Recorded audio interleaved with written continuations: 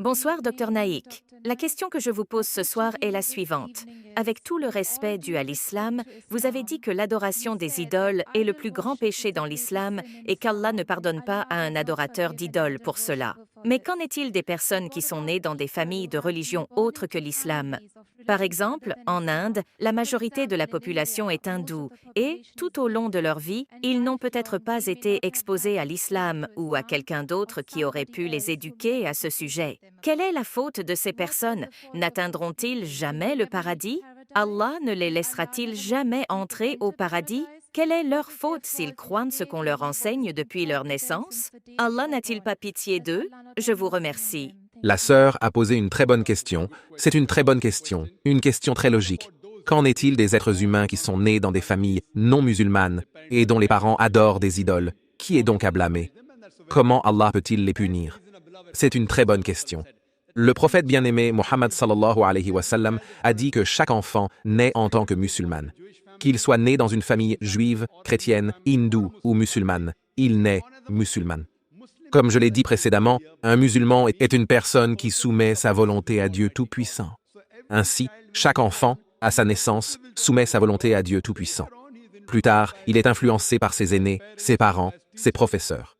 Il peut alors commencer à adorer des idoles, à adorer le feu et à s'engager dans la mauvaise voie. C'est pourquoi, lorsqu'un non-musulman accepte l'islam, le mot le plus approprié est reconvertir et non convertir. Convertir signifie passer d'une foi à une autre. Reconvertir signifie qu'une personne était dans la bonne foi, qu'elle est passée à une mauvaise foi et qu'elle est revenue à la bonne foi. Ma sœur, le mot le plus approprié est donc reconvertir. Maintenant, pour en venir à votre question, comment Allah peut-il tenir pour responsable une personne née dans une famille non musulmane? C'est la raison pour laquelle, si un enfant naît dans une famille non musulmane, avant qu'il n'atteigne la maturité, s'il meurt, il ira au paradis, Inch'Allah. Pourquoi? Chaque enfant soumet sa volonté à Dieu Tout-Puissant. Il est musulman. Il peut avoir un nom hindou ou un nom chrétien, John, Ramu. Cela ne fait aucune différence. Mais tant qu'il est un enfant, et s'il meurt en tant qu'enfant, ma sœur, cet enfant ira au paradis, qu'il soit né dans une famille musulmane ou non musulmane. Plus tard, lorsqu'un enfant grandit et devient adulte, il est responsable de ce qu'il fait. C'est la raison pour laquelle, si un enfant commet un crime, le tribunal est indulgent. Quand il devient adulte, il ne peut pas dire que mon père m'a appris à voler, donc je vole. Si un enfant grandit à l'âge de 22 ans et que la police l'attrape après un vol, il ne peut pas dire que mon père m'a appris à voler, donc je vole. Le juge le laissera-t-il partir? S'il s'agit d'un enfant de 5 ans, le juge peut dire « Très bien, c'est un enfant, il n'a pas atteint la maturité. » Mais une fois qu'il devient adulte, et si cet adulte dit au juge que je vole parce que mon père m'a appris à voler, il ne sera pas excusé. Chacun est responsable de ses actes. Maintenant, une fois qu'une personne devient adulte, c'est le devoir de cet adulte de trouver la vérité. Il est du devoir de tous les musulmans de transmettre le message aux non-musulmans. Mais qu'une personne reçoive le message ou non, si un être humain est laissé libre, il y avait 2 tribus qui n'ont pas été en contact avec la civilisation moderne jusqu'à la fin des années 1950. L'une d'entre elles était la tribu Kapoku, l'autre était la tribu Astral, les aborigènes. Ces 2 tribus ne sont entrées en contact avec la civilisation moderne qu'en 1950. Lorsque les chercheurs ont essayé de découvrir leur mode de vie, ils n'ont trouvé que l'islam. Mais ils ne s'appelaient pas eux-mêmes musulmans.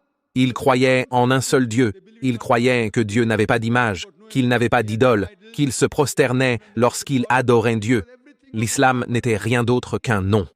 Ainsi, si un enfant ne subit aucune influence extérieure, il soumet sa volonté à Dieu Tout-Puissant et reste sur cette voie.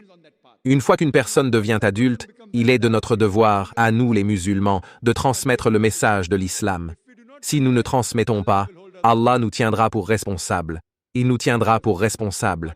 Mais que nous fassions le travail ou non, nous serons responsables. Mais Allah dit dans le Coran, dans la sourate Fussilat, chapitre 41, verset 53.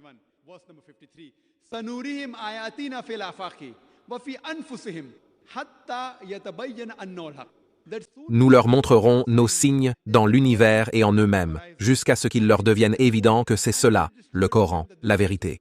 Allah s'est chargé de transmettre lui-même ce message à chaque être humain. Donc, qu'un musulman fasse son travail ou non, qu'il soit un bon ou un mauvais exemple, Allah mettra directement dans le cœur de chaque être humain, qu'il soit musulman ou non musulman. la vérité sur le Dieu unique. Une fois que le message est arrivé, l'être humain peut suivre ou ne pas suivre. Il peut ne pas suivre en pensant que si j'accepte l'islam, je vais devoir renoncer à ce que j'aime, à l'alcoolisme, aux rendez-vous galants, à la danse et à tout ce qui est haram dans l'islam. S'il n'accepte pas le message, c'est lui qui est responsable. De même, si le père lui enseigne qu'il est mal de voler, il est de son devoir de comprendre que voler est un mal. C'est un péché. C'est la chose qui est mauvaise. Il ne peut pas aller dire au juge que parce que mon père l'a enseigné, je vole. De la même façon, ici, quand Allah met directement le message dans le cœur de chaque être humain sur l'unicité de Dieu et que l'idole d'adoration est interdite, si l'individu continue, il ou elle est responsable.